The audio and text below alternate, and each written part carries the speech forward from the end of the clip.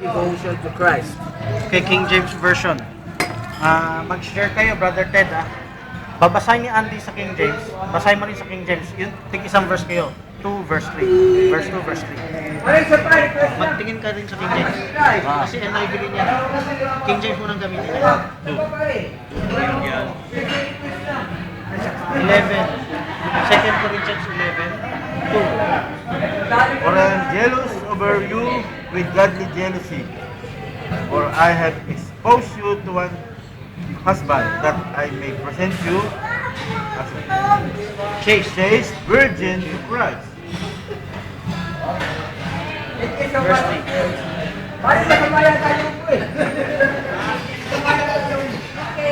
King James? NIV. Yes, King James. Ito. But I fear lest by any means serpent beguiled you through his subtlety, so your mind should be corrupted from the simplicity that is in Christ. Mark these words sa King James. So sa NIV, anong similar words? The words are chaste virgin. Kitang-kita, no? Then the next, pure virgin. And chaste, pure virgin. No? Chaste, mark niyan. Underline nyo rin, beguiled, Deceit. and deceived yan, no? And corrupted. Corrupted. Okay. Madali lang. Imaginein to. So, hindi ako pumasok lang muna. So, God has, kailangan ang Diyos kumilos. Naglagay siya ng seed kay Maria. Pero itong seed gawa niya. Okay? Bakit kailangan nilagay niya yung seed? Itong seed nilagay niya sa tiyan ni Maria, pure seed ito. Wala itong minanang kasalanan. Okay? Kasi pag ang tao magtalik, manganak siya, yung anak, yung mismong tao, yung bata, nandun yung pagmamana ng kasalanan. Mana-mana niya. So, kailangan ng Diyos gumawa ulit ng isang seed para ilagay ito. At itong baby, huwag mo isipin itong baby, meron siyang minana ng dugo ng kay Maria, wala. He's just an incubator. Doon sa tiyan, ginamit lang yung tiyan ni Maria para incubate itong bata. Hanggang sa isilang itong bata. Yan ang istorya. Okay, balik tayo dito. Sabi sa verse, si Eve. Nabasa niyo si Eve? So si Eve, chaste virgin. Automatic sa verse niyan, si Eve, chaste virgin. Although Paul was typing into the church, pero at least ginamit niya si Eve. You know, in the first place, Eve was a chaste virgin. Now, how do you corrupt a virgin? You corrupt a virgin by de-virginizing her. You don't corrupt her by just yung mental na imagination. Yung type ni Paul sa church, yan ang sa spiritual, na yung mind nyo makorrupt. Pero, ang church is a spiritual type of Eve. Katulad nung pinakita ko kanina, yung physical type sa spiritual. So, ibig sabihin, kung ang church spiritual virgin na corrupt sa mind, sa doctrine, nagkaroon ng false doctrine, si Eve ay physical virgin na na-corrupt. Eve is the physical type, the church is the spiritual type. The church was a virgin, corrupted yung mind. Eve was a virgin physically, but was corrupted. Kaya nga, binababasa natin talata, cursed yung organ. It all reconciles together. Okay. Anong kahalagahan na maintindihan natin to? Ang kahalagahan is paano natin genuine matanggap ang salvation. Saan ba nanggaling? Did you know that the Catholic Church, Revelation 17, is called the Great Whore? There are two women in Revelation. The Great Whore and the woman of Revelation 12, na righteous woman. Sa Bible, meron tinatawag na malinis na babae magiging asawa ni Kristo. At meron pang tinatawag na babae patotot na hindi magiging asawa ni Kristo. Bakit?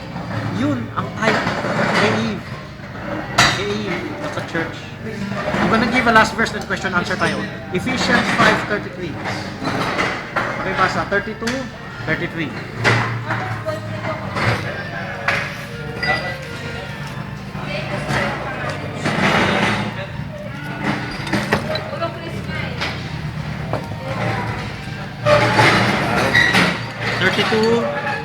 Then 33.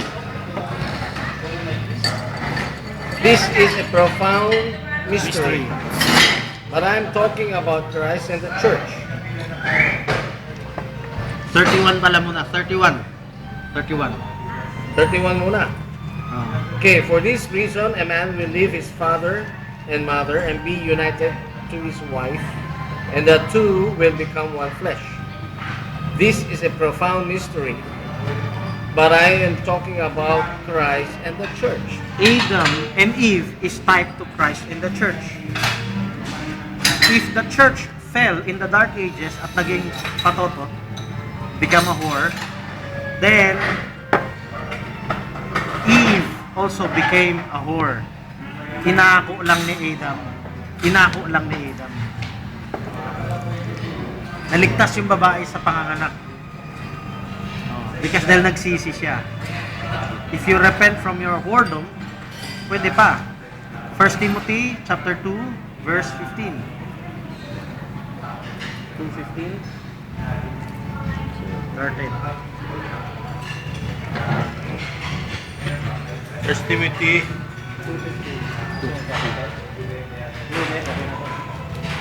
2:15. 2:15. But women will be saved through childbearing if they continue in faith, love, and holiness with propriety. Ano yung kinurse kay Eve? Panganganak. She will die sa childbearing. But she will be saved if she continue in propriety. How many?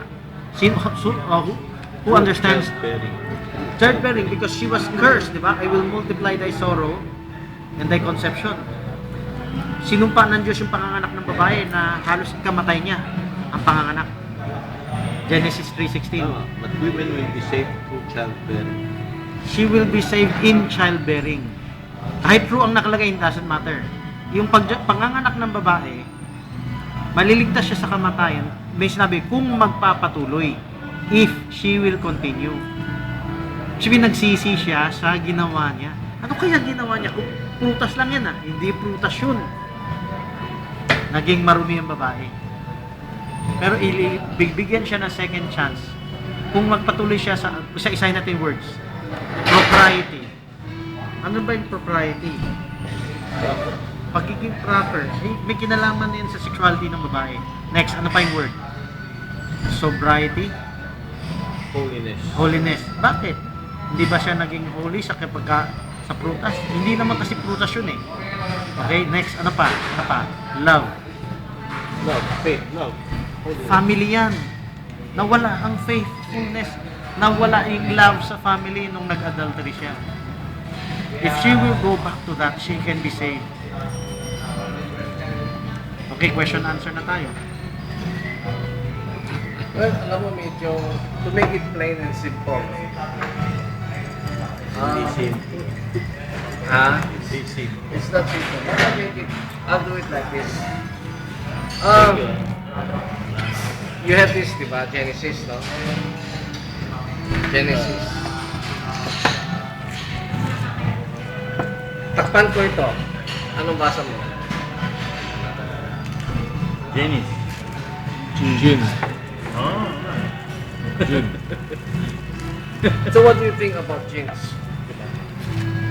Nandoon, talking about yung origin.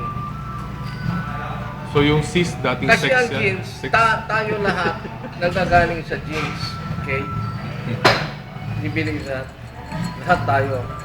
Kung ano yung nandun sa genes, doon tayo lumalabas.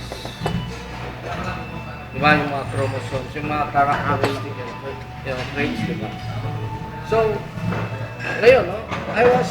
The last time, nung nag-sharing kami, yung mga Pentecostal na pastor, no? Nung sinare ko ito, medyo, siyempre, meron silang question. At ito yung question niya dito sa Genesis chapter 4, no? medyo gusto niya ginamit niya yung verse para to corner me.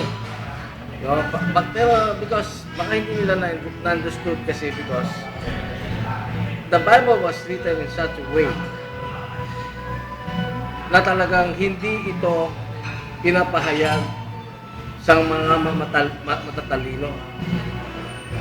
Talagang sinadya ito. Okay? Saan yun? Saan yung Genesis?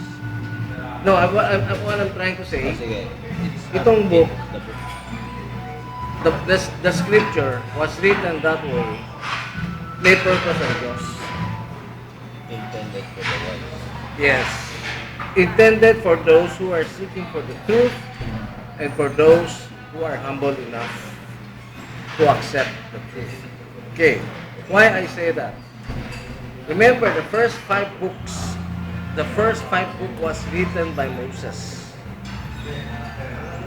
It was written. But who told him to write?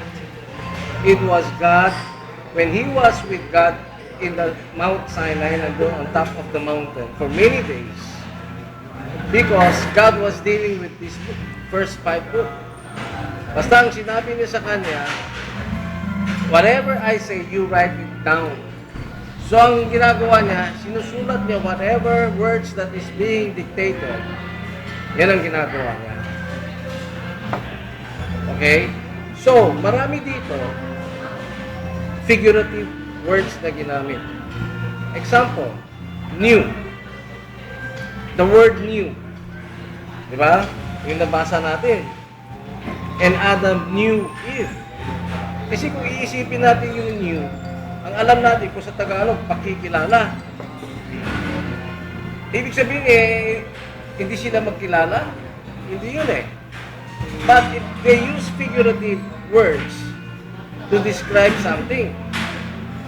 Pero ito, God write it that way, may intention siya. Yun nga, tinatago yung may mga sikreto na hindi niya pinapahayag to God. That's why we call it revelation. Pero because God is the one who wrote this, God will be the one to interpret this through the prophets. Okay? Ngayon, okay. How, ito yung tinanong sa akin. Ito yung question. Ginamit nitong verse. 4:17. Cain knew his wife. Diba? Knew. Ibig sabihin, knew, have sexual relationship. And she bear Cain. And she bear Enoch. Diba? Okay? Ngayon, ang tanong niya sa akin, binalik yung tanong. So, naniwala ka ba? Tama ba yun? Si Cain have sexual relationship with his wife, tapos ang fruit nito, ang nag-bear nito, ay si Enoch. Sabi ko, yes. Mukhang Correct. mag-attend pa to. 9:30. Ibig sabihin, May ito si pagkasabi Enoch, pa. ang tatay niya, si Cain. Do you agree? Sabi niya sa akin, yes, I agree. Okay, balik tayo dito.